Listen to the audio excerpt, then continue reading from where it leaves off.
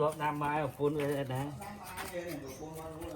Mà lỡ phun hao một có ai đó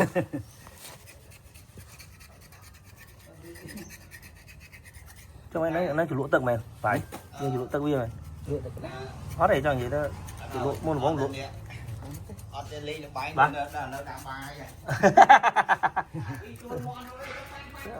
mà được làm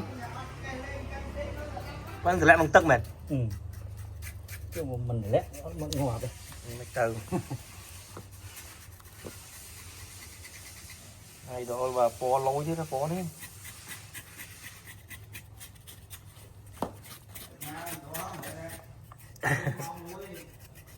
ủa có sôi chết rồi Bênนี้tao đăng này nè. dạ. Cái thấy trong phộm thơ ai cái van nó phi đã hay dòng tàu.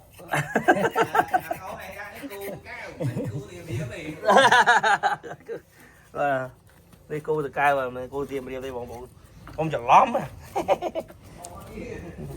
cô từ cai với móm tầm nhé hộp ở hộp yến ô xa đó là xa đây nè so nhanh quá điệp lè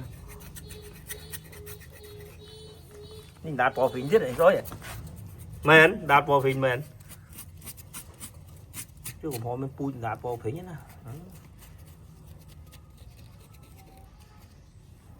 dương cao vì muốn dương phơ nắng đôi dương lọt bảy cháu Muốn gì thừa phải lót.